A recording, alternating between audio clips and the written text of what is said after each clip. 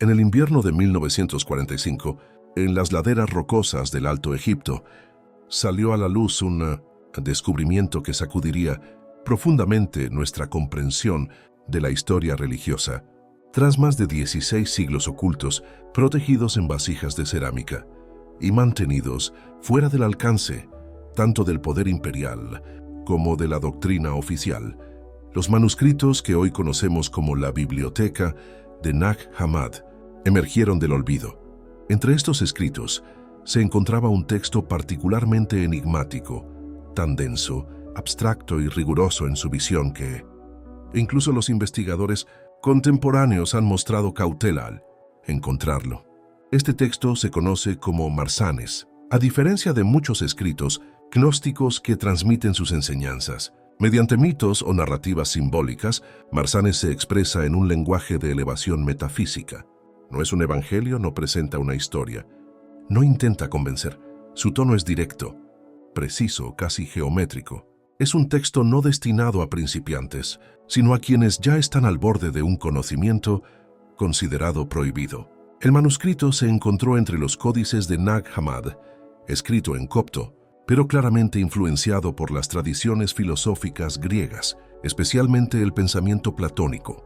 Sin embargo, reducirlo a un tratado filosófico sería un error. Marsanes describe un universo estructurado en capas invisibles de orden, intelectos superpuestos a otros intelectos, realidades que trascienden realidades, nombres que no deben pronunciarse, sino solo contemplarse. Lo más inquietante de este texto reside no solo en sus afirmaciones, sino también en las suposiciones que formula. Parte de la premisa de que el lector ya comprende que el mundo visible es una distorsión. Asume que la salvación no significa absolución, sino alineación, y presupone que la mente humana, debidamente refinada, puede superar incluso a los dioses venerados por las masas. Aquí saber creer es saber transformarse. Marsanes pertenece a un grupo poco común de escritos gnósticos que abandonan el simbolismo tradicional para cartografiar directamente la conciencia. Describe etapas de ascensión a través de los niveles del ser, guiadas no por la fe, sino por un intelecto rigurosamente entrenado. Este tipo de conocimiento se consideraba peligroso en la antigüedad, un conocimiento que no podía ser controlado por sacerdotes, ni administrado por imperios, un conocimiento que dotó de soberanía al mundo interior. Posteriormente, la Iglesia primitiva clasificaría ideas como estas como herejía, pero en esencia, herejía simplemente significa elección, y Marsanes presenta una elección que pocos estaban destinados a conocer. Quédese hasta el final del video, porque profundizaremos en este texto, revelando su estructura, su cosmología y su comprensión radical del despertar, no como creyentes, sino como observadores conscientes. Para acercarse a Marsanes, hay que abandonar cualquier expectativa narrativa. El texto no se interesa por personajes, prodigios, ni lecciones morales. En cambio, ofrece algo mucho más desconcertante, un esquema estructural de la realidad misma. Lo que se revela es un universo organizado verticalmente, una jerarquía de existencia, en la que cada nivel es más sutil, más integrado y más real que el anterior. En la cima se encuentra la fuente indescriptible, más allá del ser y del lenguaje. Marsanes no intenta definir este principio supremo, lo trata como algo evidente para quienes han aprendido a ver. De esta fuente emana la primera realidad inteligible, el intelecto puro, frecuentemente asociado con ideas presentes en la República de Platón y, posteriormente, en el platonismo medio. Sin embargo, aquí la filosofía no es mera especulación intelectual. Se manifiesta como experiencia vivida, como ascensión real. Bajo este intelecto superior, se despliegan sucesivos niveles de ser, a menudo descritos como estados mentales o de conciencia. Estos no son lugares físicos, sino modos de percepción. A medida que se desciende por estos niveles, la realidad se fragmenta cada vez más, hasta condensarse en el mundo material denso y dividido, marcado por el olvido. Lo que distingue a Marsanes de muchos otros textos gnósticos es su precisión. Nombra dominios intelectuales, distingue tipos de conocimiento y advierte contra la confusión de las inteligencias, inferiores con la verdad última, Algunos estudiosos lo vinculan con el gnosticismo setiano, una tradición conocida por valorar el intelecto divino y la revelación interior. Aún así, en este contexto, Marsanes destaca por su severidad y rigor. No hay aquí un salvador que descienda para rescatar a la humanidad. No hay una narrativa dramática de la caída de Sofía, envuelta en poesía mítica. Todo el peso recae sobre el buscador. El ascenso descrito en Marsanes exige disciplina, silencio y un constante refinamiento del pensamiento. El error no es pecado, es desajuste. La ignorancia no es una falla moral, es ceguera ontológica. El texto también presenta una profunda inversión. Los dioses de la religión popular no se niegan, sino que se relativizan. Ocupan niveles inferiores de la realidad, gobiernan el cosmos visible, pero no comprenden la totalidad que existe por encima de ellos. Colocarlos en una posición de supremacía es, según la lógica de Marsanes, quedar atrapados en una visión incompleta de la existencia. Esta idea era extremadamente peligrosa en el mundo antiguo. Afirmar que se puede acceder a la verdad última sin templos, sacrificios ni intermediarios amenazó directamente las estructuras de poder. La gnosis, el conocimiento, se convirtió en un acto silencioso de rebelión. Sin embargo, Marsanes no suena revolucionario. Su tono es sereno, casi austero. Habla como si estas verdades siempre hubieran sido obvias para quienes se habían preparado adecuadamente. El texto no debate. Presupone reconocimiento. O el lector ve el mapa o no. Lo que encontramos aquí no es teología, sino orientación. Una guía no para la creencia, sino para la percepción. Y en la siguiente parte, abordaremos el aspecto más complejo de este texto, su comprensión del propio intelecto como verdadero vehículo de liberación. En el centro del pensamiento de Marsanes se encuentra una idea audaz y desconcertante. La mente no solo sirve para interpretar el mundo que nos rodea, es el medio por el cual podemos ir más allá de él. No nos referimos al intelecto común moldeado por las opiniones ajenas, las creencias repetidas y la acumulación de conceptos. Esto se refiere a una mente refinada y entrenada, libre de ilusiones, una capacidad interior que puede mirar hacia adentro y, al mismo tiempo, superarse a sí misma. El camino descrito no está impulsado por la emoción ni por la devoción religiosa. No hay oraciones, cánticos ni súplicas. Lo que existe es un proceso continuo de refinamiento del conocimiento. En cada paso, algo que antes parecía seguro debe dejarse atrás. En cada etapa, se invita al buscador a desprenderse incluso de lo que consideraba una verdad indiscutible. Esto es lo que le da al texto un tono tan riguroso. Marsanes insiste repetidamente en la necesidad de evitar confundir imagen con esencia, símbolo con origen. Incluso los nombres considerados sagrados pueden convertirse en obstáculos si se mantienen con excesivo apego. La mente necesita aprender a percibir sin dominar, a reconocer sin apropiarse. En este punto, la influencia del pensamiento neoplatónico se revela claramente. Al igual que en las Eneadas, la elevación ocurre cuando el alma se aleja de la multiplicidad y se orienta hacia la unidad. Pero Marsanes va más allá. Argumenta que incluso esta unidad, como concepto, debe ser superada. La realidad última no es algo en lo que uno piensa, sino lo que hace posible el acto mismo de pensar. Aquí muchos lectores dudan. El texto habla del no saber no como una falta de conocimiento, sino como un nivel superior de conciencia, un silencio que trasciende las palabras, una lucidez que no depende de las formas. Para llegar a este punto, el intelecto debe renunciar incluso a sus propias imágenes, como un espejo que aprende a olvidar el brillo de su propia superficie.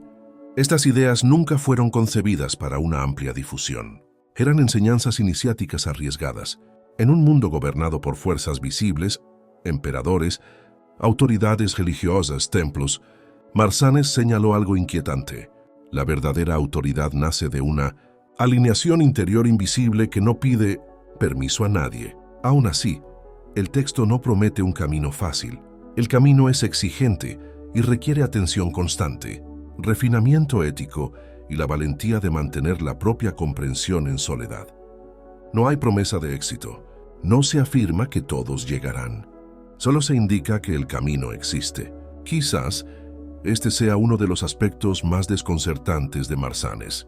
No busca discípulos, no rebaja sus exigencias, parte de la idea de que pocos percibirán siquiera lo que se dice.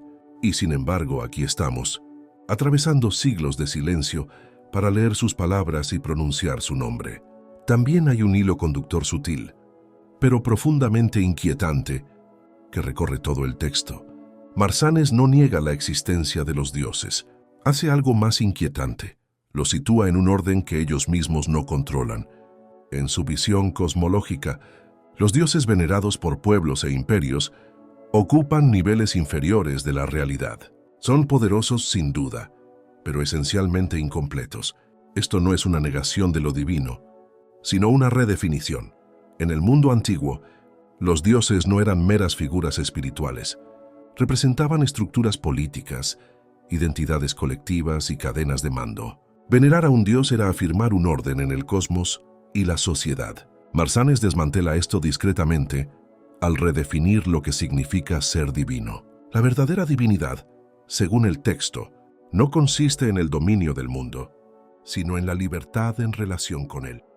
Las inteligencias que gobiernan los planos material y psíquico están vinculadas a la multiplicidad. Organizan, legislan y dan forma, pero no comprenden la fuente de la que todo emana. Su poder existe, pero es limitado. Son administradores, no creadores. Este modelo resuena con diversas corrientes gnósticas, especialmente las asociadas con el gnosticismo setiano, donde los gobernantes cósmicos moldean el mundo visible sin conocer la plenitud superior. Marsanes, sin embargo, prescinde de los mitos dramáticos. No hay rebeliones celestiales ni caídas espectaculares. La limitación de estos poderes se debe simplemente a la ignorancia. El impacto de esto en el buscador humano es profundo. Si ni siquiera los dioses ocupan el lugar supremo, obedecerlos puede ser el fin del viaje espiritual. Alinearse con la realidad suprema requiere discernimiento, saber diferenciar la autoridad de la verdad. El texto sugiere que muchos sistemas religiosos confunden el mantenimiento del orden con la sabiduría suprema. Los rituales, las leyes y los sacrificios pueden organizar el mundo, pero no liberan la mente. Cuando se toman como propósito absoluto, se convierten en grilletes. Por eso Marsanes nunca se conformó con el culto público. Su visión disuelve a los intermediarios. Afirma que ninguna autoridad externa, ya sea humana o divina, puede reemplazar el despertar interior. En este camino, la salvación no se concede, se alcanza. Cabe destacar que las consecuencias de esta visión no se limitan al ámbito espiritual. También se extienden a la esfera política. Durante siglos el poder terrenal se ha sustentado en la idea de que la autoridad desciende del cielo a la tierra. Pero si los cielos mismos se presentan como organizados en niveles imperfectos, no absolutos, entonces las jerarquías humanas pierden su fundamento cósmico. Por lo tanto, no es sorprendente que textos que contienen este tipo de pensamiento hayan sido rechazados, silenciados y, con el tiempo, eliminados de la memoria oficial. Aún así, Marsanes no llama a la rebelión. Lo que propone es algo más sutil y profundo: la superación. El lector no es guiado a confrontar a los dioses, sino a trascenderlos, a reconocer su esfera de influencia sin confundirla con la totalidad de la realidad. Esta diferencia lo cambia todo. Los reinos inferiores no se describen como malvados. Son parte del proceso. Son pasos necesarios en la manifestación de la realidad. El problema no es atravesarlos, sino quedarse atascado en ellos. Permanecer ahí es como usar andamios para la construcción final. Es en este punto que Marsanes demuestra una madurez espiritual poco común para textos tan antiguos.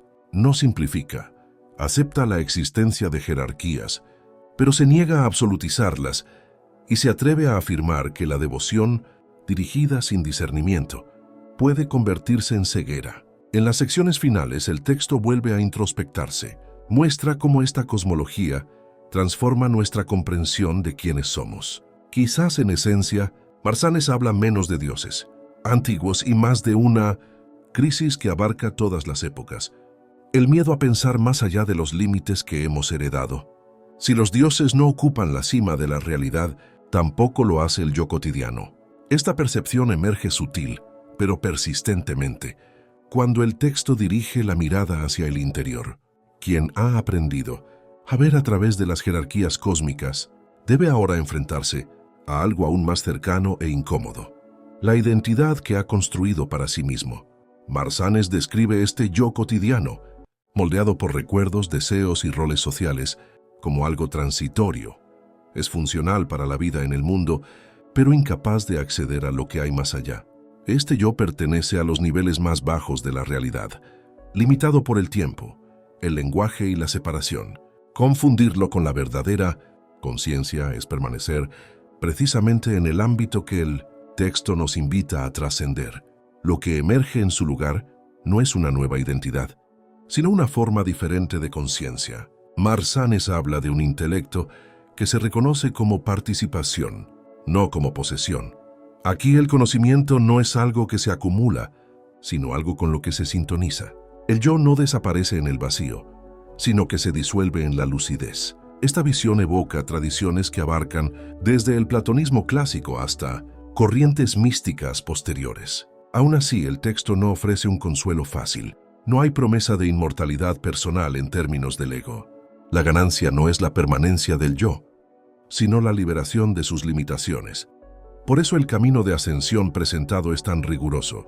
Todo avance requiere una renuncia. No basta con abandonar las ideas falsas. También es necesario desprenderse de aquellas que halagan el ego. La noción de ser especial, elegido o espiritualmente superior, se revela como una capa más de ilusión. En cierto punto, incluso la identidad del buscador debe derrumbarse. Marsanes en este sentido es casi severo. No presenta una historia de salvación cósmica, ni garantiza la protección divina. Lo que ofrece es una dignidad sobria, la posibilidad de conocer la realidad sin intermediarios, sin proyecciones. Aún así, esto dista mucho del nihilismo. El texto afirma el significado a un nivel más profundo que el de la personalidad. Cuando la identificación con el yo construido se debilita, el intelecto comienza a percibir la unidad sin borrar las diferencias. El mundo no se rechaza, se comprende en su justa medida. Las consecuencias éticas de esto son sutiles, pero transformadoras. Si el yo es provisional, la dominación, la acumulación y el miedo pierden su fundamento último. La acción deja de girar en torno a la autoconservación y comienza a alinearse con lo real. La compasión no nace de una regla, sino de la claridad. Quizás por eso Marsanes solo ha sobrevivido en fragmentos ocultos. Un texto que cuestiona el absolutismo, divino y humano, deja poco espacio para que las estructuras rígidas se sostengan. Fortalece al individuo sin inflar el ego, un equilibrio difícil de controlar. Al acercarnos a la parte final, daremos un paso atrás para plantear la pregunta esencial. ¿Por qué es importante Marsanes? ¿Qué puede ofrecer un texto gnóstico denso y casi olvidado a un mundo moderno rebosante de información, pero carente de verdadera comprensión? Pues bien, el texto no ofrece una doctrina que se pueda adoptar, ofrece una disciplina de percepción, un llamado a examinar las estructuras cósmicas, religiosas y de otro tipo, problemas psicológicos que inconscientemente consideramos fundamentales. En este sentido, Marsanes no es antiguo, sino perenne. Su supervivencia en la biblioteca de Nag Hammadi fue casi accidental. Aún así, su redescubrimiento parece oportuno. En un mundo que cuestiona la autoridad, la identidad y los sistemas de creencias heredados, este texto sirve como recordatorio de que este cuestionamiento no es nuevo y que siempre ha tenido un costo. Si esta exploración te ha despertado algo, si sientes que estos textos olvidados hablan menos del pasado y más de una conversación inconclusa, comparte tus reflexiones en los comentarios. ¿Cómo interpretas la idea de ver sin apego? Y si quieres seguir recorriendo este laberinto con nosotros, considera suscribirte al canal y darle a me gusta al video.